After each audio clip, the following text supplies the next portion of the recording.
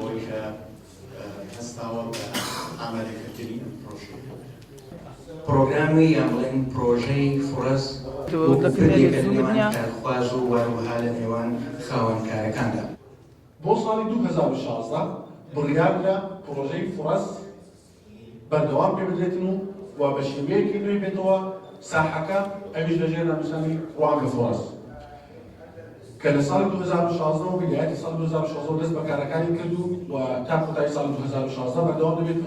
And this is a huge challenge for all of us here, but it's also a huge opportunity. Youth are really the future. In so many ways, they're the future of our world. And if we don't help them, we won't be able to help ourselves. And like Mr. Minister was saying, now is really the only time we have to do something about this. If we don't act now, and if we don't get the support of the public sector, the private sector, the international NGOs, and the local organizations, we won't be able to achieve it.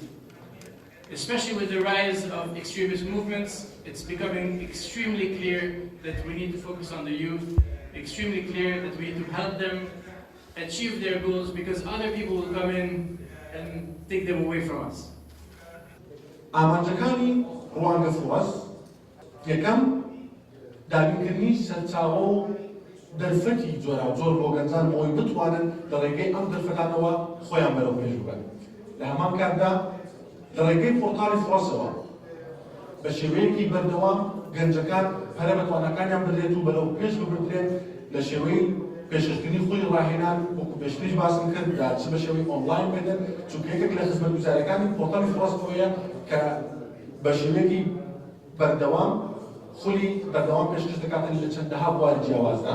پرۆژەی ڕوانگە فرەس ئومێدەواری کەفاەن ئاواتێک بداتن پلاتفۆرمێکە بۆ ئەو گەنجانە و ئەو خەڵکەی کە بەدووی کار ئەگەڕێتن کارخوازە سیلاتێک ڕوانگە فرەس ئەو کارەکە تیمەکانی ئێمەچن لە هەموو دەرگاکان ئەدەن کارت هەیەنەوە گەر هەبی چ جۆرە مۆسەقاتێەوە لە دیویتر ئەچنە لای گەنجانی ئێمە و کارخوازەکان ئەم جۆرە کارە هەیە گەر حەزەکەی تەقدیم بکەن پلاتفۆرمێکە عالەمێکە ژینگەیەکە دروست دەکەین بۆ ئەوەی ئەو دوو تەرەفە کارخواز و خاوەنکار یەکتر لەوێ ببینن و ئیزافەیەکیش بکەین چۆن کارخواز تیمی خۆی دروست بکات چۆن قودرەتی ئیقناعی بەرامبەر هەمیشە باشترین کاندید بۆتە چۆن توانەکانی خۆی بەرەو پێش بەرەو ئاستێکی بەرزتر باتن. تارگێتی پرۆژەی ڕوانگە فرەس بۆ ساڵی 2016 لە سەرتاسەر عێراقدا ئەوەیە کە بتوانین 200,000 لاو هاوکاری بکەین چ لە ڕێگەی دابینکردنی هەڵێکان یاخود لە ڕێگەی بەهێزکردنی تواناکانیان.